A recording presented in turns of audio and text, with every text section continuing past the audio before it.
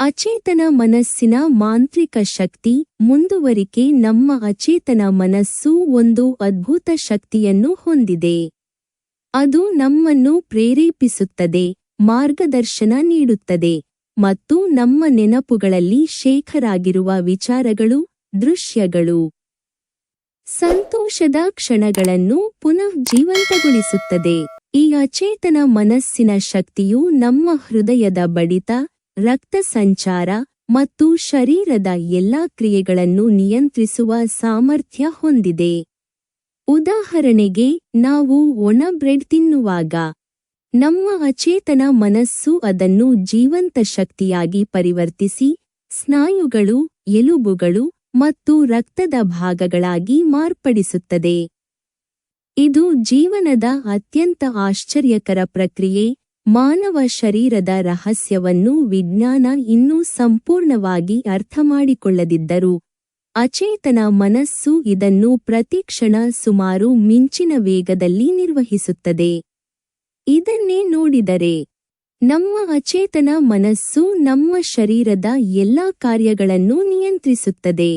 ಹಾಗಾದರೆ ಇದನ್ನು ನಮ್ಮ ಸಮಸ್ಯೆಗಳ ಪರಿಹಾರಕ್ಕಾಗಿ ಮತ್ತು ಉತ್ತಮ ಆರೋಗ್ಯಕ್ಕಾಗಿ ಹೇಗೆ ಬಳಸಬಹುದು? ಇದು ಅನೇಕರಿಗೆ ಕುತೂಹಲದ ವಿಷಯ, ಏಕೆಂದರೆ ಸರಿಯಾದ ಯೋಚನೆಗಳ ಮೂಲಕ ಅಚೇತನ ಮನಸ್ಸು ಎಷ್ಟು ದೊಡ್ಡ ಪರಿವರ್ತನೆ ಮಾಡಬಲ್ಲದು ಎಂಬುದು ಅದ್ಭುತವಾದ ಪ್ರಶ್ನೆಯಾಗಿದೆ. ನಿಮ್ಮ ಆಳದ ಸಂಕೇತಗಳು. ನಿಮ್ಮ ಅಚೇತನ ಮನಸ್ಸು ನಿಮ್ಮ ಯೋಚನೆಗಳ ಪ್ರತಿಬಿಂಬವಾಗಿದೆ. ನಿಮ್ಮ ಜಾಗೃತ ಮನಸ್ಸು ನಿಮ್ಮ ಉದ್ದೇಶಗಳನ್ನು ನಿರ್ಧರಿಸಿದರೆ, ಅಚೇತನ ಮನಸ್ಸು ಅವುಗಳನ್ನು ಬಲಪಡಿಸುವ ಶಕ್ತಿಯನ್ನು ಹೊಂದಿದೆ.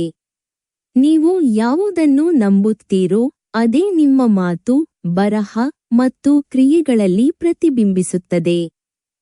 ಅಚೇತನ ಮನಸ್ಸಿನ ಶಕ್ತಿಯನ್ನು ಅರಿತುಕೊಳ್ಳಲು ನಿಮ್ಮ ದೈನಂದಿನ ಯೋಚನೆಗಳತ್ತ ಗಮನ ಹರಿಸುವುದು ಒಂದು ಸರಳ ಮಾರ್ಗ. ಉದಾಹರಣೆ, ನಿಮ್ಮ ಜಾಗೃತ ಮನಸ್ಸು ನಾನು ಅನಾರೋಗ್ಯ ಮತ್ತು ದುರ್ಬಲನಾಗಿದ್ದೇನೆ ಎಂದು ಪುನರಾವರ್ತಿಸಿದರೆ, ಅಚೇತನ ಮನಸ್ಸು ಅದನ್ನು ಸ್ವೀಕರಿಸಿ ನಿಮ್ಮ ಶರೀರ ಮತ್ತು ಮನಸ್ಸನ್ನು ಅದಕ್ಕೆ ಅನುಗುಣವಾಗಿ ರೂಪಿಸುತ್ತದೆ. ಇದು ದೀರ್ಘಕಾಲದ ಒತ್ತಡ ಮತ್ತು ಅಸ್ವಸ್ಥತೆಗೆ ಕಾರಣವಾಗಬಹುದು. ಆದರೆ ನೀವು ನನಗೆ ಉತ್ತಮ ಜೀರ್ಣಶಕ್ತಿ ಇದೆ, ನಾನು ಆರೋಗ್ಯವಂತನಾಗಿದ್ದೇನೆ ಮತ್ತು ಶಕ್ತಿಯುತನಾಗಿದ್ದೇನೆ ಎಂದು ಪುನರಾವರ್ತಿಸಿದರೆ, ಅಚೇತನ ಮನಸ್ಸು ಅದನ್ನು ಸ್ವೀಕರಿಸಿ ನಿಮ್ಮ ಜೀವನವನ್ನು ಸುಧಾರಿಸುತ್ತದೆ. ಡಾಕ್ಟರ್ ಸ್ನೇಹಿತರ ಕಥೆ. ಒಮ್ಮೆ ಒಬ್ಬ ವ್ಯಕ್ತಿ ತೀವ್ರ ಭಯ ಮತ್ತು ಆತಂಕದಿಂದ ಬಳಲುತ್ತಿದ್ದನು. ಅವನ ಸ್ನೇಹಿತರಾದ ವೈದ್ಯರು ಅವನಿಗೆ ಹೇಳಿದರು, ನಿಮ್ಮ ಅಚೇತನ ಮನಸ್ಸು ನಿಮ್ಮನ್ನು ನಿಯಂತ್ರಿಸುತ್ತಿದೆ. ನೀವು ಸುಧಾರಿಸಲು ಬಯಸಿದರೆ, ನಿಮ್ಮ ಅಚೇತನ ಮನಸ್ಸಿಗೆ ಧೈರ್ಯ ಮತ್ತು ವಿಶ್ವಾಸದ ಸಂದೇಶಗಳನ್ನು ಕಳುಹಿಸಿ. ಅವನು ಈ ಸಲಹೆಯನ್ನು ಅನುಸರಿಸಿದನು ಮತ್ತು ಕ್ರಮೇಣ ಅವನ ಭಯ ಕಡಿಮೆಯಾಗಿ ಅವನು ಪೂರ್ಣವಾಗಿ ಗುಣಮುಖನಾದನು. ಇದರರ್ಥ, ನಮ್ಮ ಎದುರಾಳಿಯಾದ ಸಮಸ್ಯೆಗಳು ನಮ್ಮ ಅಚೇತನ ಮನಸ್ಸಿನಲ್ಲಿ ಬೇರೂರಿರುವ ನಕಾರಾತ್ಮಕ ಚಿತ್ರಗಳಾಗಿರಬಹುದು. ಅವುಗಳನ್ನು ಬದಲಾಯಿಸಲು ನಾವು ಸಕಾರಾತ್ಮಕ ಯೋಚನೆಗಳನ್ನು ಬೆಳೆಸಬೇಕು. ಪ್ರಾರ್ಥನೆ ಮತ್ತು ವಿಜ್ಞಾನ. ಜಾಗೃತ ಮನಸ್ಸು ಮತ್ತು ಅಚೇತನ ಮನಸ್ಸು ಒಟ್ಟಾಗಿ ಕೆಲಸ ಮಾಡುವುದು ಪ್ರಾರ್ಥನೆಯ ವೈಜ್ಞಾನಿಕ ಪ್ರಕ್ರಿಯೆ. ನಾವು ನಿರಂತರವಾಗಿ ನಾನು ಇದನ್ನು ಸಾಧಿಸಬೇಕು, ಇದರಿಂದ ನನಗೆ ಸಂತೋಷವಾಗುತ್ತದೆ ಎಂದು ಯೋಚಿಸಿದರೆ, ಅಚೇತನ ಮನಸ್ಸು ಅದನ್ನು ಸ್ವೀಕರಿಸಿ ಅದನ್ನು ನಿಜವಾಗಿಸಲು ಪ್ರಯತ್ನಿಸುತ್ತದೆ. ನಿಮ್ಮ ಭವಿಷ್ಯವನ್ನು ನೀವೇ ರೂಪಿಸಬಹುದು. ನಿಮ್ಮ ಯೋಚನೆಗಳು ನಿಮ್ಮ ಅದೃಷ್ಟದ ಕೀಲಿಕೈಗಳು. ನಿಮ್ಮ ಅಚೇತನ ಮನಸ್ಸನ್ನು ಹೇಗೆ ಬಳಸುವುದು? ಸಕಾರಾತ್ಮಕ ಯೋಚನೆಗಳು. ನಿಮ್ಮ ಯೋಚನೆಗಳು ನಿಮ್ಮ ಅಚೇತನ ಮನಸ್ಸನ್ನು ಪ್ರಭಾವಿಸುತ್ತವೆ. ಒಳ್ಳೆಯ ಯೋಚನೆಗಳನ್ನು ಬೆಳೆಸಿ. ನಂಬಿಕೆ ಮತ್ತು ಧೈರ್ಯ.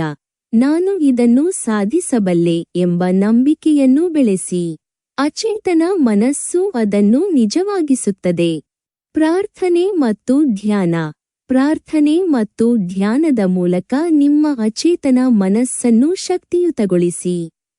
ಮುಕ್ತಾಯ. ನಿಮ್ಮ ಅಚೇತನ ಮನಸ್ಸು ನಿಮ್ಮ ಜೀವನದ ರಹಸ್ಯ ಶಕ್ತಿ. ಅದನ್ನು ಸರಿಯಾಗಿ ಬಳಸಿಕೊಂಡರೆ ನಿಮ್ಮ ಆರೋಗ್ಯ, ಸಮೃದ್ಧಿ ಮತ್ತು ಸಂತೋಷವನ್ನು ನೀವು ಸುಲಭವಾಗಿ ಸಾಧಿಸಬಹುದು. ನಿಮ್ಮ ಯೋಚನೆಗಳನ್ನು ಬದಲಾಯಿಸಿ, ನಿಮ್ಮ ಜೀವನವನ್ನು ಬದಲಾಯಿಸಿ. ನಿಮ್ಮ ಅಚೇತನ ಮನಸ್ಸಿನ ಶಕ್ತಿಯನ್ನು ಅರಿತುಕೊಂಡು ನಿಮ್ಮ ಜೀವನವನ್ನು ಮಾಂತ್ರಿಕವಾಗಿಸಿ.